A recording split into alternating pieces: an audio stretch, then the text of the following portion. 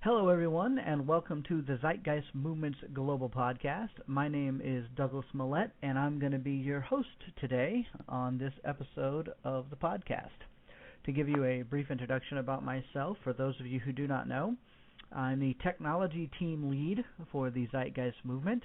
I'm a systems engineer for the Space Shuttle program, at least for the next few weeks, because if you're not aware, the Space Shuttle program is going away. Atlantis just had her launch this past Friday, the last launch of a space shuttle ever. Going to be up for 12 days, maybe plus one extra day, depends on how the logistics goes. And when Atlantis comes back, there will be no more space shuttle launches. Because of that, obviously, there is a drastic reduction in workforce, and so due to this change in my life, we're relocating back to Orlando, Florida from Houston, Texas, and I'm going to be pursuing the creation of a company that will hopefully help eliminate world hunger. We'll see how that goes, and I'll go into some of those details later on in the show. But to give you some additional background on myself, yes, I'm the systems engineer. I'm the guy who made Awakening, a 30-minute presentation, a video on kind of some of the problems that the world is facing. It's a very short, hard-hitting piece that a lot of people have appreciated as a way to introduce people to the concepts of what we're talking about, some of the problems, but also kind of hints at the solutions. It's a teaser, if you will, breaking down statistical analysis, showing some of the problems. I don't do anything related to the movement without having data, information, and sources to back it up. So I made Awakening as a way to vent my frustration and create a piece that was concise and hard-hitting, and it took off rather well, and I appreciate all the support I've gotten from everybody on that. I also created the video called Our Technical Reality. It's a compilation piece of a whole bunch of videos from all over the web, mostly from YouTube, to be perfectly honest, that basically shows the technical capabilities we have as a species right now. One of the arguments we get a lot is that we are talking scientific utopia, which I hate that word utopia, but we get that accusation a lot, that how are you going to pull any of that off? A lot of those technologies don't even exist, which is absolutely ludicrous. Yes, they do exist. And so I went about laying out the case for that. It's about an hour-long film. I also have done some lectures related to the Zeitgeist Movement, the Venus Project, the resource-based economic system in general. And those lectures, when I can have them recorded, are done so. My first one was with the Houston Humanists group. That was an interesting lecture. I think it went rather well considering the audience demographic that I was addressing. I don't think anyone was much below the age of 60. There were a few, but not that many.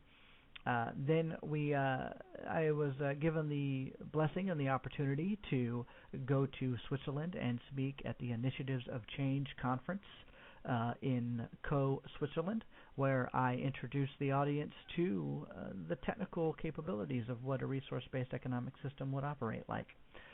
And then I was also fortunate, because of that previous experience back in 2010, to follow that up this year with a trip to Liverpool, England, where I was at the School for Changemakers conference, which is kind of a sister conference to the Switzerland Initiatives of Change conference, where I broke down the economic ramifications of our technical capabilities.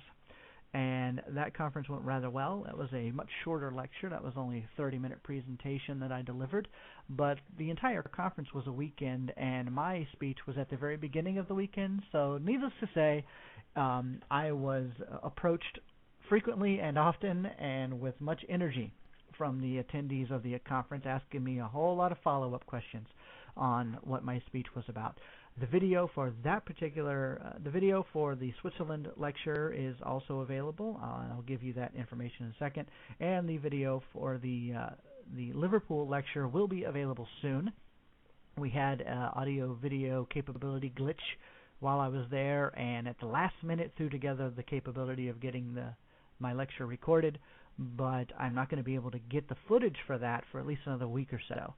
Just there's some delays involved because the guy who filmed it for me had other trips coming up, and so he's busy traveling around, and so he's not readily available to just dump the footage and send it to me as quickly as I would like, but that's okay. If it wasn't for him, the lecture would not have been recorded at all. And so beggars can't be choosers. You do what you can and work with what you've got. So everybody who keeps asking me every 5 minutes, where's my lecture from Liverpool, please be patient. Trust me, when it is available, it will be out there and you will know. It'll be on my YouTube channel primarily. It will then be shared like crazy around on Facebook and whatnot. Trust me, when it's out there, you will know. To that end, I put all of my videos and everything that I do on my YouTube channel, which is TZM Social Evolution. That's the Zeitgeist Movement, TZM, Social Evolution. So you can check out everything that I've done, including my completely ridiculous rap songs that I've put together. Poetry, really, but I also like making music, so I decided why not, and made some songs out of it, and some people like them, so they're not great, but they're good enough. All right, so that's enough about me. Now we're talking about the host. Let's get into some of the meat and potatoes of what we're going to talk about today. The technology team primarily is hubbed through Zeitnews. For those of you who are not aware, if you go to Zeitnews.org, that's Zeitnews.org, you will find the Zeitnews website, which is basically an aggregate website that pools together all the news articles, or as many as we can possibly find, for how science, technology, and engineering is advancing on an everyday basis. We throw up at least 5 to 7 articles a day, sometimes more, sometimes less, but I'd say 5 is a pretty good average. We also have an adjacent page called Zite Blog. That is going through some reconstruction right now. In fact, we might even change the name Zite Blog because it's not really a blog. It's more of an essay breakdown of a particular piece of technology and how it would work in a resource-based economy, or what it means to society. It basically, instead of just talking about the articles, it details out and fleshes things out even deeper, citing more sources, citing more data that basically makes a larger picture out of a particular article. They are still not opinion pieces. We don't do opinions on Zeitnews. What we do is we break down data, analysis, information, and present it to the reader, but we do it so that you don't fall asleep. There's also an option that we might do some videos, almost like a news broadcast, covering some of these articles, so that if you just don't have the time to sit down and read an article or a post by Zite Blog, or whatever the new name's going to be, then we might have a video feed of that that'll be maybe a 7-minute story on it, almost like an expose, a short piece, something to that effect. Things are in work with that. With regards to Zeitnews, there are some things changing here in the near future. We are migrating from Joomla to Drupal as the backbone for the Zeitnews website. That's going to give 2 bonuses. One, it's going to make, according to my web design people, it's going to make managing the website a lot easier. It's also going to make the website a lot more functional and a lot more user-friendly and a lot more professional looking on the front end. There are just some things Joomla is not that great at that apparently Drupal is. Fortunately, well, unfortunately, I'm not a website guy, so I don't know my nose from a hole in the ground when it comes to building a website, but I do have an amazing staff, and I give all props and kudos to the excellent people that work on the Zeitnews staff. I know I get a lot of credit for Zeitnews, and people are always thanking me, and more often than not, I always pass that congratulations on to the staff that actually does the lion's share of making sure that everything is up and running. I just throw out spaghetti against the wall about things I would like to see on the website, and those geniuses make it happen. And so I do want to give props out to my Zeitnews staff for all of the work that they do. So moving on from that, we've got projects that we support. Now, right now, we've only got one project that we are supporting. The way projects work for the technology team is we don't tell people what projects to do. In fact, we don't even, my job is not to invent projects for everybody to do. The Zeitgeist Movement is a nebulous, organic, chapter-driven organization. We are not a top-down feed. We are a bottom-up feed.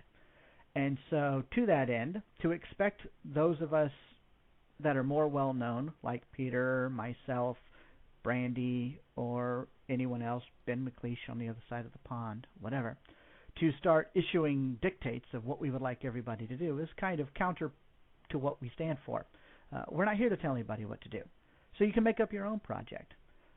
Several months ago, I was approached by someone who thought the BOINC, B-O-I-N-C, which is the Computer Networking Sharing Research and Development Operations out of the University of Berkeley, has some research that they do, and we got involved in the quantum computing research program, which basically allows all of us to lend our computers to advanced algorithms that do number crunching and crazy mathematics so that we can help some research along.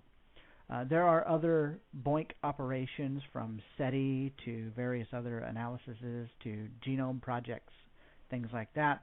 But we really like the quantum computing one because quantum computing is going to be very largely responsible for helping make the city systems, the computer controls, the monitoring, the analysis of how to make an automated city operate is going to be done through quantum computing methods.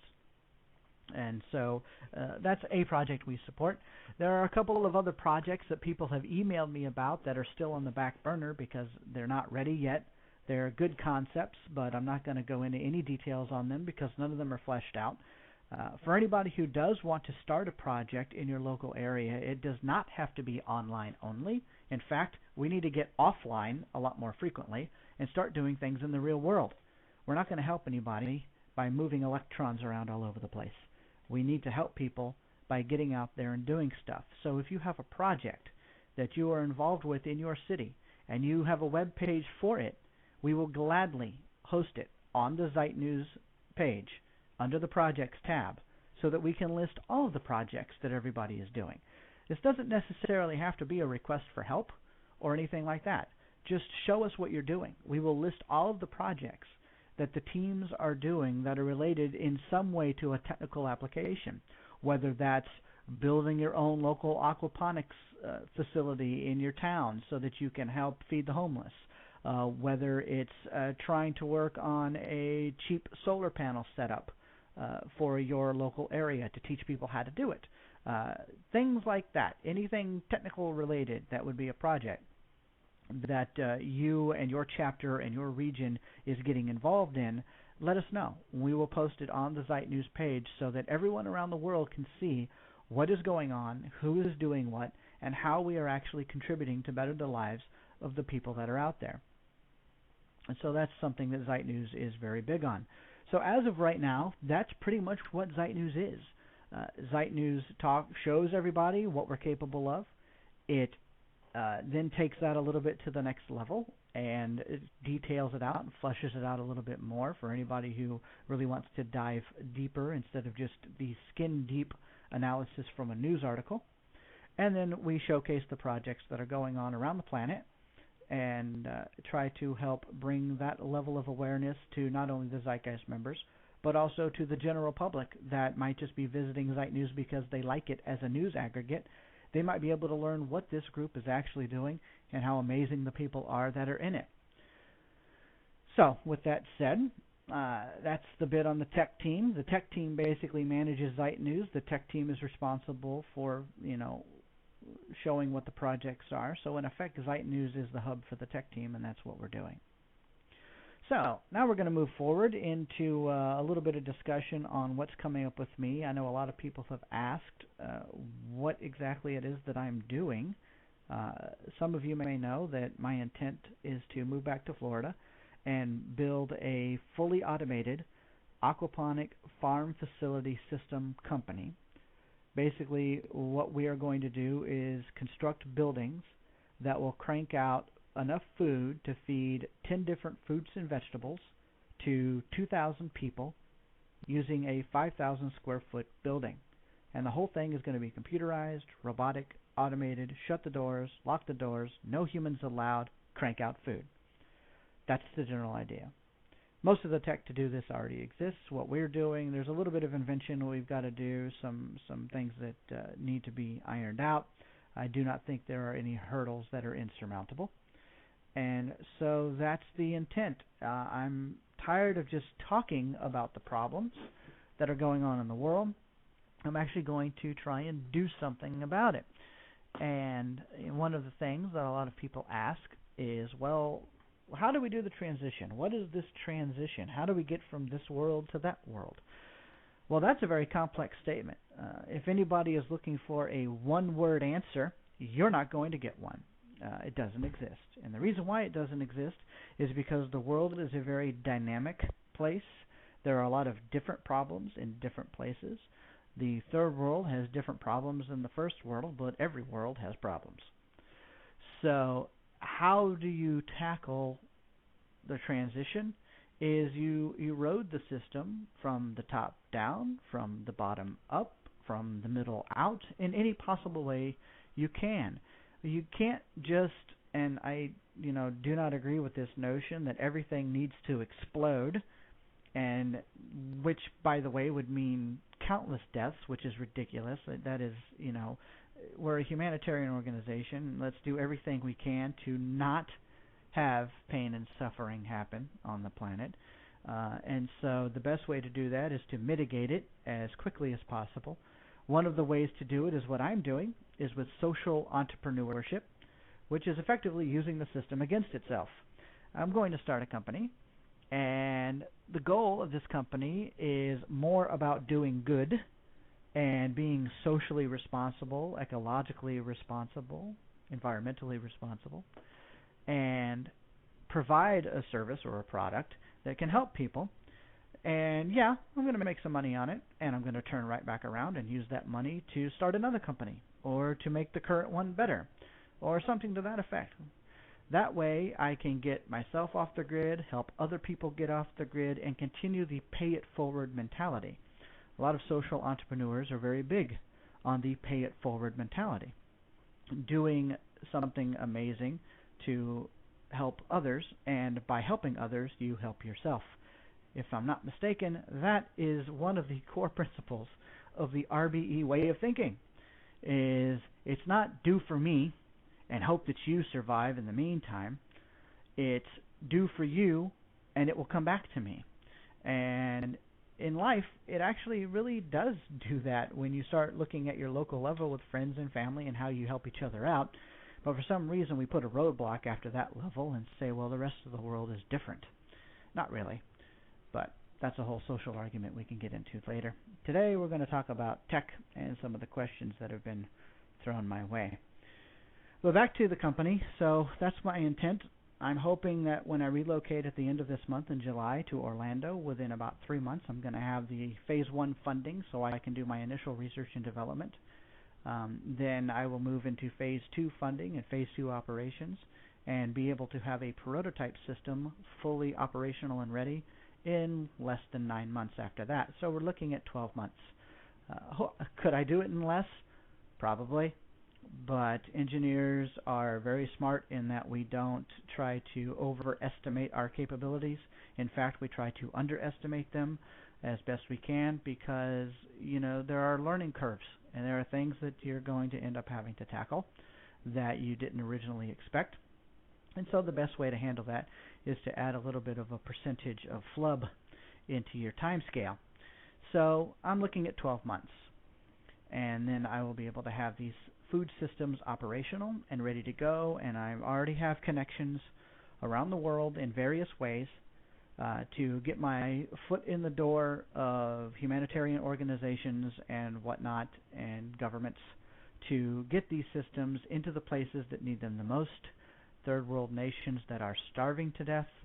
There are going to be random hurdles that you're going to have to tackle.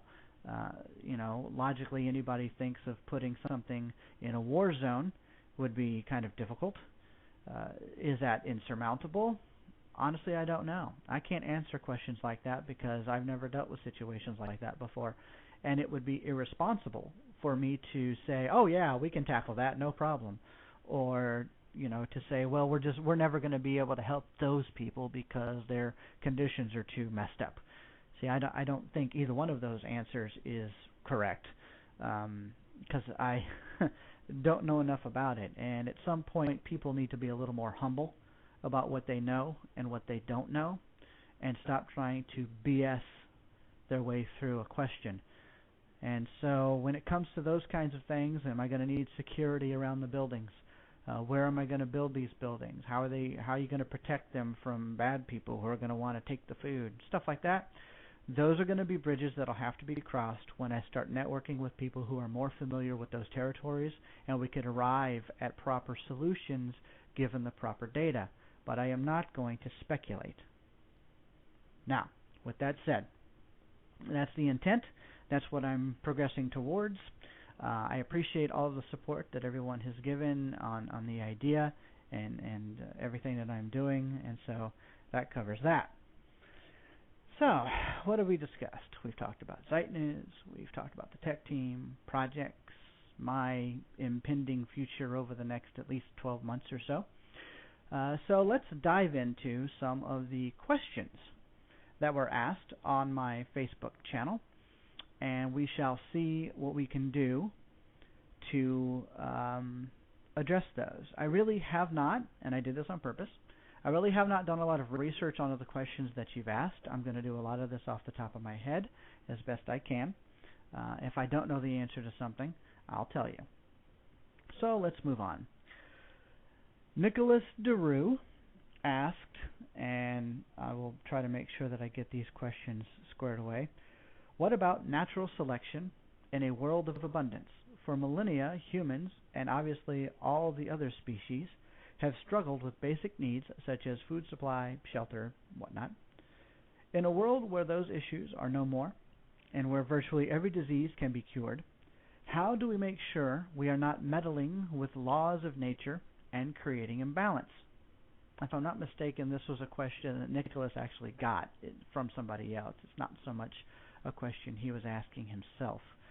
And it's actually a very good question. You know, at what point do we get to the level where we aren't being natural anymore or whatever? Well, by whose definition are we naturally selected? You see, nature is a very funny thing. It ebbs and flows and changes all the time. And the human being is an adaptable creature that ebbs and flows and changes as the environment changes. And so when looking at the problem of when food's no longer a problem, when shelter's no longer a problem, what's going to challenge us? Well, the beauty about the human being is we find amazing ways to challenge ourselves, positive ways to challenge ourselves. As a space exploration advocate, as a space geek, it's common right off the bat. We're just going to go explore space. That's going to be the next challenge. That's going to be the challenge that molds and shapes our new direction, that gives us something different to strive for. When things on the home front are good, then we move off the home front to check out other challenges. Because at some point, we have to stand up and say, look, food should not be a challenge. Shelter should not be a challenge. The basic biological needs of life and the quality of life needs that make life better should not be a debatable option for challenge. They shouldn't be challenging. It's keeping us locked into that mindset of, well, we need these challenges. No, we don't. They might have existed for a long time, but the beauty of the human brain and the ability to learn and adapt and work with nature in a way to enhance our living conditions is what separates us from the monkeys. That is what separates us from every other creature on this planet, is that we have not relegated ourselves to being this lowly creature that just has to deal with it. We don't have to just deal with it. We make it better. We try to improve. We try to improve not just for ourselves, but we try to improve for everyone around us. And if you extend that to the global scale, that's exactly what the resource-based economic model is trying to do. And so when all of your diseases are cured and whatnot, the challenge is going to be going after the other laws of nature, See, people think nature, they a lot of the times think trees and rivers and creeks, but the sun and its, explosive fury is nature. Jupiter is nature. Mars is nature. The universe is nature. Nature is not restricted to just earthbound. And so when we make things better here, we can still go into nature. It's just going to be a different kind of nature. What's wrong with that? So the next question we're going to go on to is Danny Volt. Government cutting NASA budget. I don't think any of these questions are really going to follow a particular order. I just kind of wrote them down. So here we go. Government cutting NASA budget. Yeah, I know recently, I guess his thing is, what do I think about the recent cuts? The fact that the James Webb Telescope seems to be axed and is not going to be doing the research that it would be so amazing at doing. I'm disappointed, but I mean, think about what we're talking about here. We're talking about government. Not only that, we're talking about the American government. As far as I'm concerned, one of the most irresponsible, completely stupid and retarded institutions on the planet. They're much more interested in blowing things up than they are actually, researching to better the species, to know our universe, to know ourselves. And so, yeah, of course they're going to cut $1.6 billion while they increase military spending by $10 billion. It's a slap in the face to all of the hardworking scientists and engineers who are not millionaires, who don't seek glory or fame or fortune, who are simply perversely passionate about learning new things, about exploring new territories, about trying to find answers to questions or get better answers to what we already think, quote-unquote, think we know. And it's being cut right out from under the nose of everything that they're trying to do. And so it just goes right back to the notion of, in a resource-based economic model, there is no money to stop anyone from doing amazing research. There's no financial restriction to advancement. Right now, in today's world, there is a lot of financial restriction to advancement. Whether it's withholding technical advancement so that you can continue to make more profit for your company, even though you might have iPhone version 25 ready to go, you're still going to keep cranking out version 12 and then slowly 13 and slowly 14 over the next 10 years so you can just keep that cash coming in. Well, same kind of idea works with the way government operates. The government seems to be the most corrupt business out there, especially given how many other corporations are in the pockets of the politicians by funding their campaigns. But not only that, politicians only care about their next election cycle.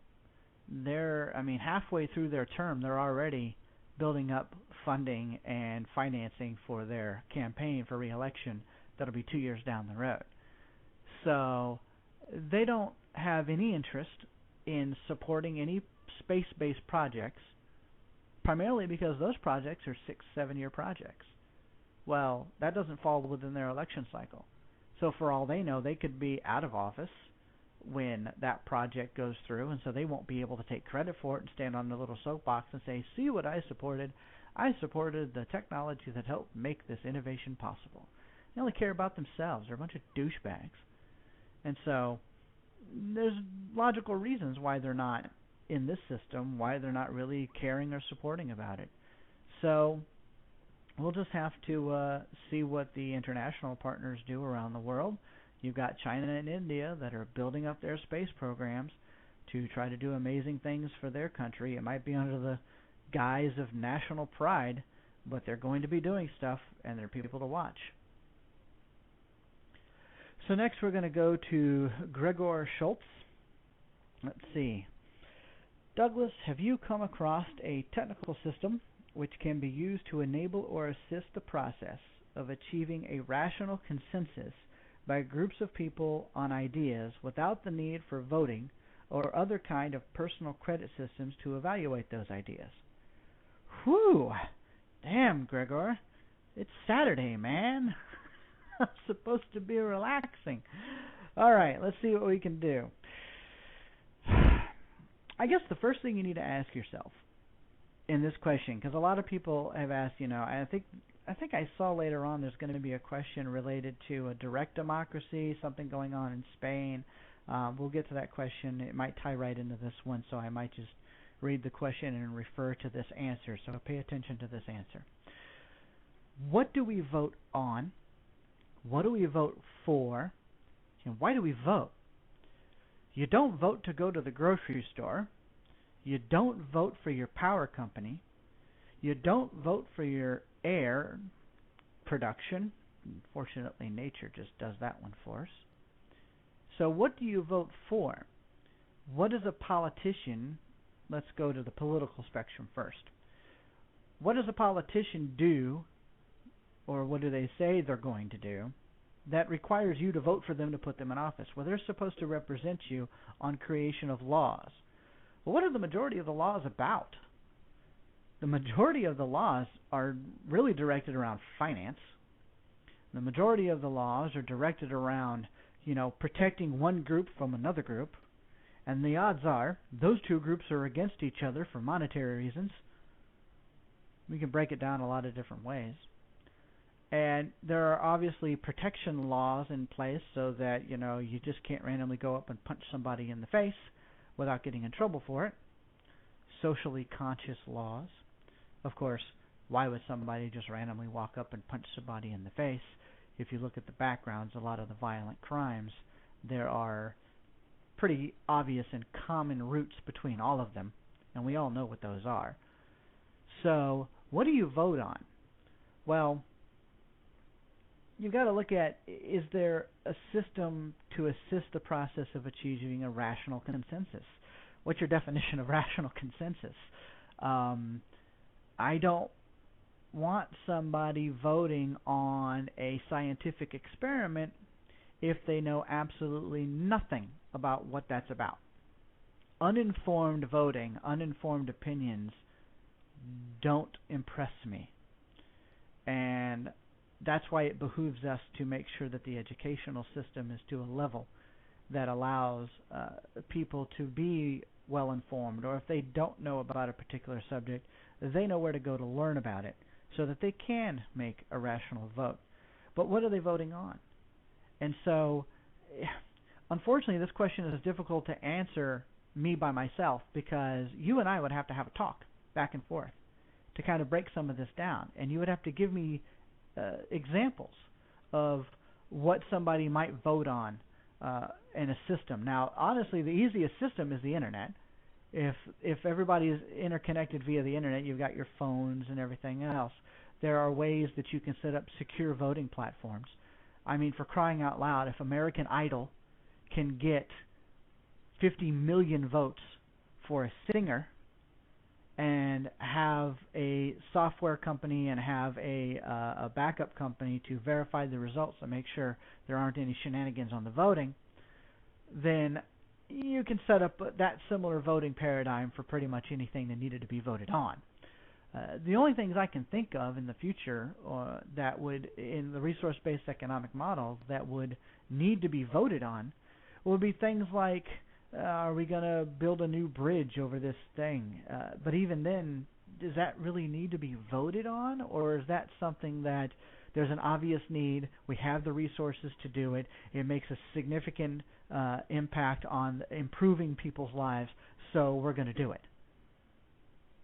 Does a vote need to be on that? Now, the vote would be like if there's 3 or 4 options, and they're all reasonable options. You have to weigh the pros and cons, and that just comes down to basic debate and, showing the pros and the cons of each option, and then arriving at a rational conclusion off of that, using an informed populace to help come up with that. Again, we can go back to the internet, information sharing, and things like that as modes to facilitate that kind of voting process. I don't know what you mean by personal credit system, unless you're talking about like credentialism or something to that effect. There's a lot of people in the movement that are anti-credentialism, and I'm actually not one of them.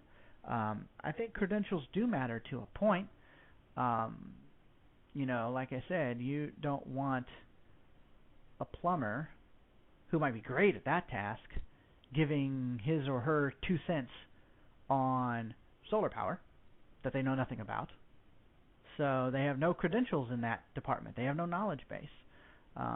Now, if they can somehow demonstrate that, yeah, I'm a plumber, but I also have done a lot of personal research on solar panels, and I know X, Y, and Z, and they can kind of show in simple terms that they do know what they're talking about, and they can have a discussion, well, then they develop their own credit, their own credential on that themselves. I don't have a problem with that.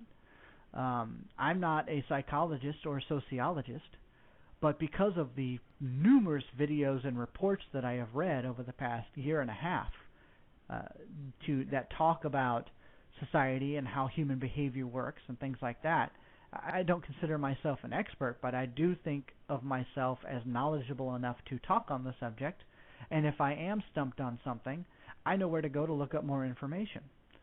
And so I don't have the credentials for that topic, but I've done enough research on it, and I have enough links to resources and information that I can support myself in my arguments. So that's something to think about. I hope I answered that question correctly, and if not, email me on Facebook, and I'll see if I can iron it out for you. Leo Gesvantner. How about the contributions of space exploration to the advancements in science and technology compared to the contributions of war and capitalism? That's a funny question, because why did space exploration start in the first place? Honestly, mainly because of war. It was countries trying to build rockets. And if they could build rockets to go blow each other up, then maybe they could build bigger rockets to go up into space. And then Russia decided that it was going to try and go to the moon. And the only reason the United States got involved and spent like 4% of its national budget on NASA, which by the way is a huge amount of money. Right now, NASA gets less than 1%, less than 0.5% of the federal budget, and the federal budget is a lot bigger now. So, but percentage-wise, it's significantly different. So it's because of war and conflict that the space exploration industry initially started. Now I say initially started. So, but you got to a point though to where it's kind of stupid to put laser bombs and stuff in space, because that's awfully expensive. It's very complicated. It's a lot easier to just do peaceful space exploration than it is to try to make space a war zone, because really it doesn't take much to put a warhead on a little rocket and shoot it over somewhere. Then it would be, it's a lot cheaper and more efficient to do that than it is to try and build this big Death Star. You understand what I'm saying?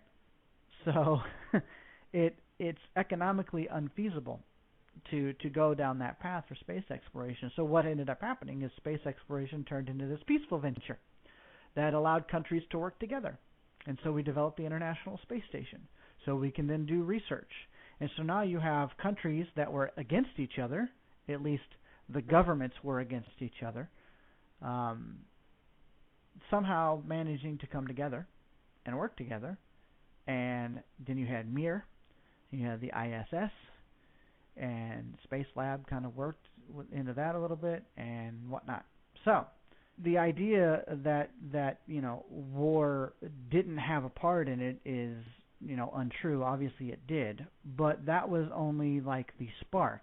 But the flame that carried through space exploration was actually about peaceful cooperation and working together with other countries, which is the more reasonable aspect of space exploration. And of course, because of space exploration, we have invented, either on purpose or by accident, virtually all of the technologies that make the resource-based economic system even possible.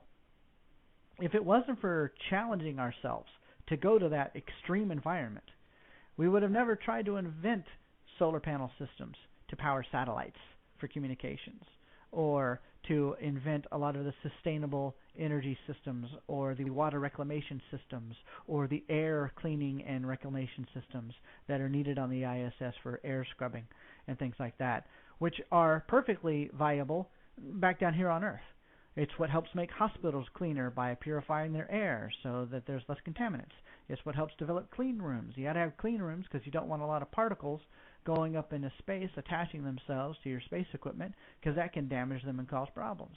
And so when you've got this ultra challenge, you end up purposefully or accidentally inventing a whole host of technologies that can be applicable right back on Earth. Now, as far as capitalism, obviously that was relevant at the beginning. We are now outgrowing that stage of relevance because now capitalism is actually holding back our ability to do more in space exploration because, to be perfectly honest, space tourism and commercial space is going to run into a huge financial roadblock. If they think that they're going to be able to build a lunar hotel or send average everyday people back and forth to Mars, then they're insane, because there is just not enough money on the planet to make that happen. You are talking trillions of dollars of infrastructure on a planet that is so far in debt right now that it cannot finance the ability to take a crap.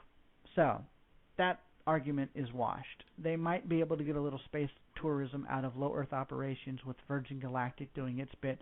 Bigelow Aerospace might be able to build up a few small space habitats that people can go back and forth to. But you're talking about $100,000 a ride, $200,000 a ride. And unless we invent some kind of anti-gravity propulsion system that gingerly moves aircraft or spacecraft up and down, in and out of space, a la Star Trek, Star Wars, or whatever, then, which is going to drastically reduce the energy budget, and that's like the majority of the cost is just getting the spacecraft out of the Earth's gravity well.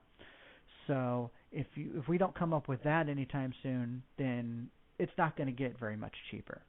The reason why airplanes ended up getting a lot cheaper was because of jet propulsion, going from props to jets and things being faster and more efficient, being able to have bigger airplanes that can carry more people and yada yada, so it ended up dropping down the cost. And then once the technology became commonplace, it was relatively easy to mass produce, and you can keep all the costs down.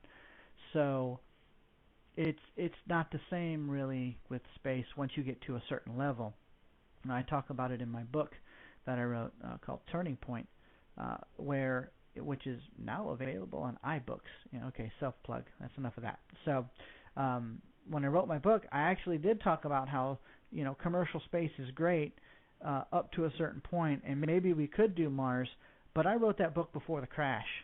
And when the crash happened and all the mess started falling apart, I've actually kind of changed my thinking on that a little bit because we are now in such a debt crisis that it's just difficult for me to wrap my head around a reasonable scenario where anybody would be able to invest any amount of money and get anything back in a short period of time, especially when most ROI cycles are on 7 years or less, return on investments. They want their money back plus some in 7 years or less. Space exploration is a 10, 15, 20-year business. You're not going to get anything back for a while.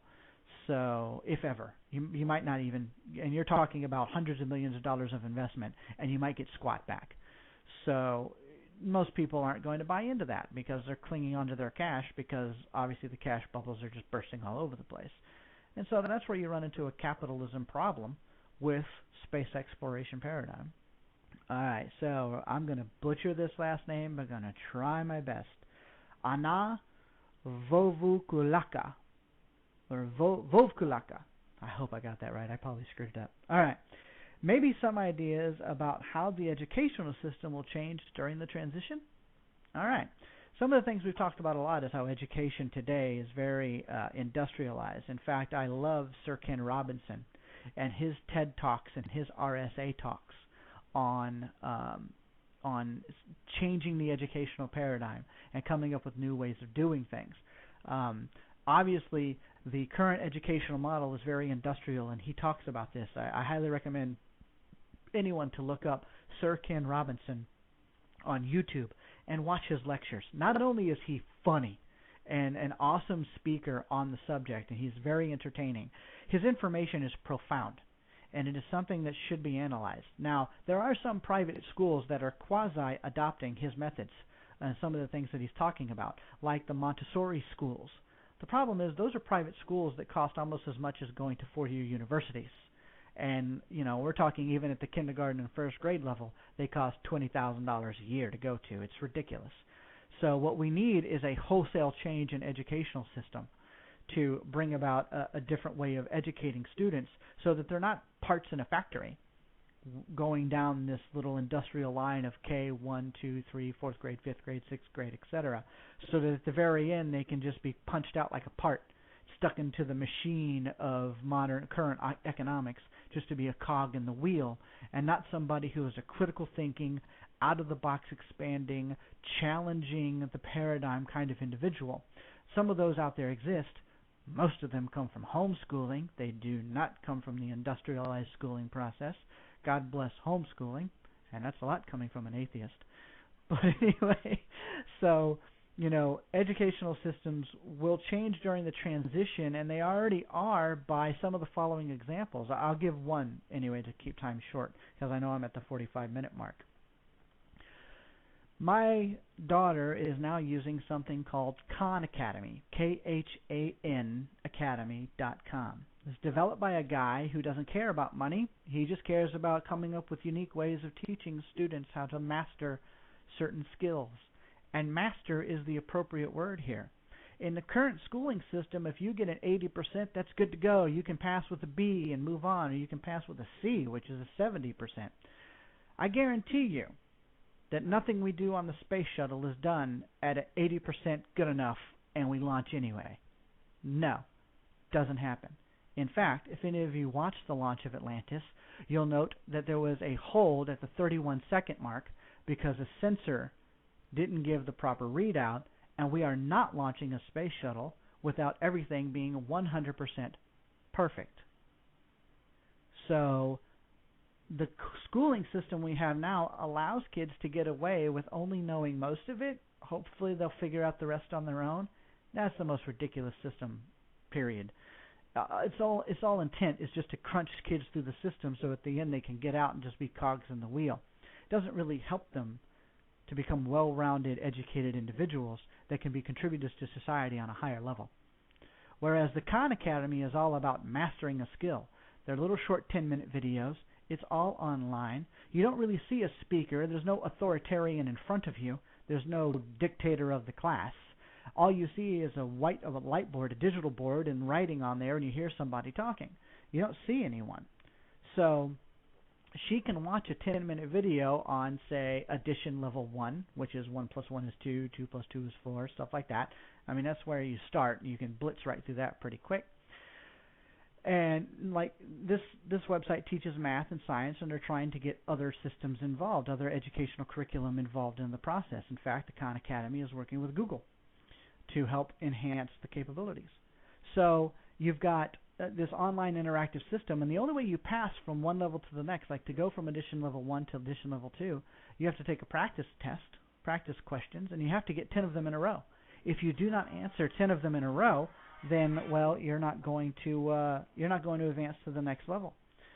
So what she does, and what that does is that forces the student to actually enhance their capabilities. I highly recommend anybody look up Khan Academy on YouTube. You will find lectures by him on how it works and how it helps students.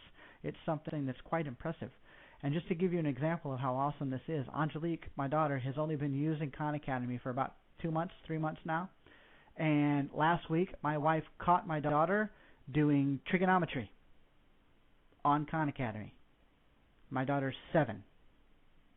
You see, there are no limits to what the student can do with themselves. There's nobody telling them that they're not supposed to be learning that. In fact, we don't govern her at all. We say, just go do 30 minutes at Khan Academy, do whatever you want, because we know that not only is it a safe website where she's not going to see or do anything bad, but she can govern her own pace. And so what she ended up doing was she ended up passing some of the original math classes, and there was a branch off, and she took the branch that took her down to the introduction to angles. So she learned about obtuse and acute right angles, and when she passed that, it took her off into some trig. Now, I'm not saying she's doing chain rule calculus. However, that program does go all the way down to chain rule calculus. It goes through advanced math. It goes through linear algebra. It does quantum physics. It does advanced chemistry. It covers a lot of subjects. But a 7-year-old randomly on her own through self-directed teaching, ended up motivating herself down to an introduction to trigonometry. That is the educational paradigm shift, where you don't have a teacher telling all the students what to do. You let the students kind of govern themselves, and a teacher or a head of the class would be more of their helper, their assistant, their friend. When they do have a problem and they can't seem to get over that hump, that's when the teacher comes into play. And so that would be the change in the paradigm. Sorry for the ringing that was going on there. My wife was calling me, and yes, that's the Imperial March is my ringtone. But anyway, let me put my phone on silent. All right. So I hope that helps address some of the what we're talking about here and how the system will change. It's already changing. The educational paradigm is already shifting. People are seeing a difference in how to better educate young minds, to make them more critical thinkers, to make them better critical thinkers, and to give them the tools necessary to help make a difference in the world on a positive level. All right, so now let's move on. I am quickly running out of time. Now I know what Peter goes through every time he does one of these shows. All right, Dante Rios. In nature, we outsource our survival to nature without any idea what would work. I think I mean how people that bash the idea of central planning and the evil master computer, yet we as humans have delegated our survival to systems in nature that in many ways we had even less control over. It's not as if we won't work out bugs with what we know now. I see it's more of a statement than it is a question, but I completely agree. This idea centrally planned, that's another thing. There are a lot of people who jump to conclusions about what the resource-based economy would be, as if it's robots and computers telling everybody what to do. They have this sci-fi notion programmed into their heads thanks to dramas in Hollywood and stories and science fiction novels, that's what we're talking about, and that's completely stupid. No, we're not. In fact, the technology that would be involved in the resource-based economy would be damn near invisible. You would barely even notice that it was around. I mean, you have no problem with centrally planned water control systems, do you? What do you think the plumbing of the sewer system is in a city? It's a centrally planned, controlled system that allows water to flow where it's needed so that you can get a drink. But I don't see people complaining about that centralized system, do they? There's the central air conditioning in someone's house. Especially if you get a really advanced air conditioning system in your house that can actually regulate flow of air to different rooms when you're in them or you're not in them by using sensors to show if somebody's in a room. I mean, there's a lot of ways where these systems are advantageous, but they don't tell you to do anything. In fact, quite the opposite. An RBE city is not centrally planned. It's decentralized. It's not centralized. My analogy to this is using your basic energy grid.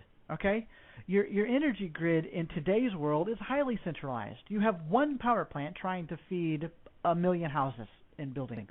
Okay, one, maybe two, a couple of relay stations, some transform centers that'll basically ship some of the energy over longer distances. But it's highly centralized. In the resource-based economic city, in an RBE city, every building would be a contributor to the grid because each building will have energy generation capabilities built into it. It will have its own solar panels. It will have its own vertical magnetic wind turbine systems. It would have its own photovoltaic paint. It would have its own photon catching windows. The building itself will be able to generate, if not all of its own power completely on its own, it will be able to generate the majority or maybe 50 to 60% of its own power on its own.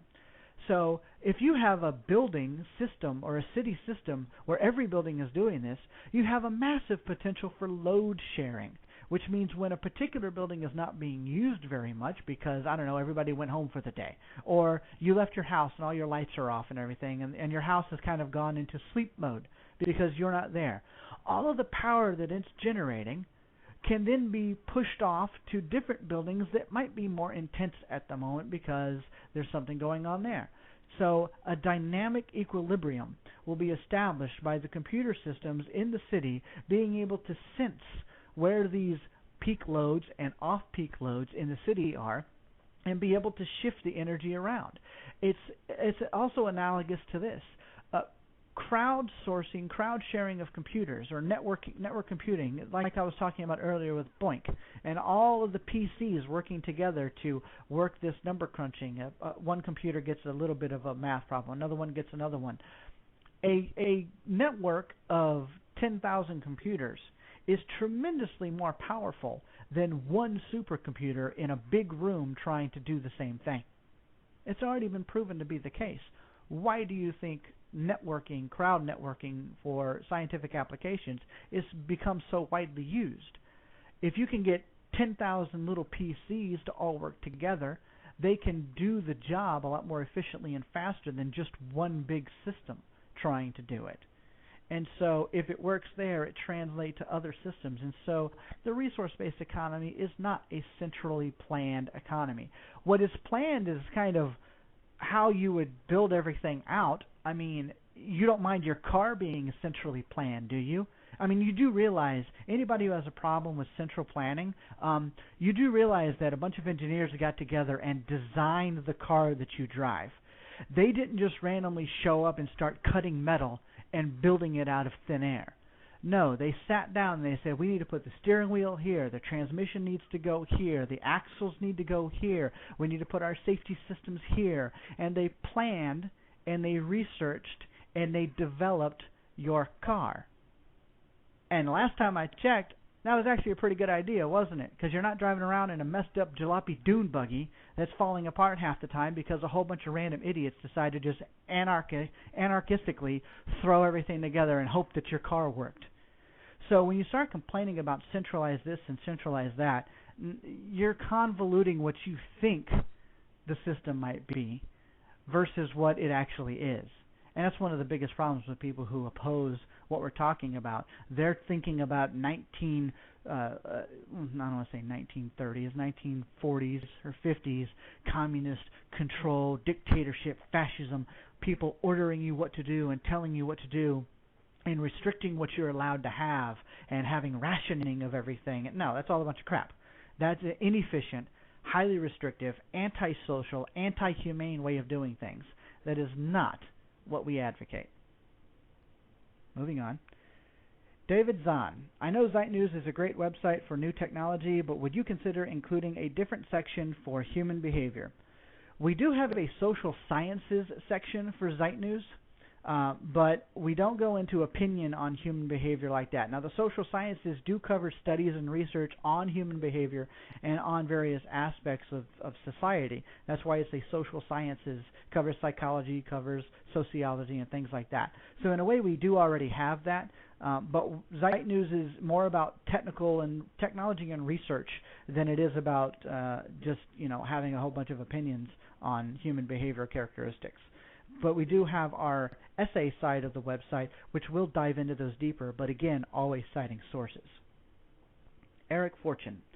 Just curious, what are your own biggest concerns, issues you had to grapple with when you first became introduced to the concept of an RBE? If you had any, or concerns you may still have. To be honest, it wasn't that difficult for me to understand what the RBE was all about. And the reason why is because I was a space geek. I had already done a lot of personal research throughout my life because of my love for space exploration on moon bases and Mars bases. And this is exactly what I talked about when I went and did my Liverpool lecture. I know there are some questions here that ask me to go over that. I'm actually not going to let the cat out of the bag. I'm going to wait until my video comes out so you all can see it and see what I did. But because of my knowledge of how a moon base or a Mars base would have to function in order to provide for the lives of the astronauts, the RBE is that. The RBE is that kind of a system. The only difference is on another world it's even much more hostile and much more risky. On Earth it's actually a lot easier to pull off. So it wasn't that difficult. I think I'm going to cut everything here. I am so sorry if I didn't get to your questions. There were a lot of really good ones. I'll see what I can answer online, but I really don't have that much time to go through and answer everybody's directly. Maybe I'll do another of these shows in the future And so with that, we'll wrap things up. Again, my name is Douglas Mallette, and thank you very much for listening. If you need to get a hold of me for any reason, I can be emailed at dmallette, M-A-L-L-E-T-T-E, at zeitnews.org. I'm also on Facebook regularly, so you can find me under Douglas Mallette. I'm pretty easy to hunt down. And my YouTube channel is TZM Social Evolution. So with that covered, everyone take care, and remember, the Zeitgeist Movement begins and ends with you. No one else. Get out there and do something positive for the world. Namaste.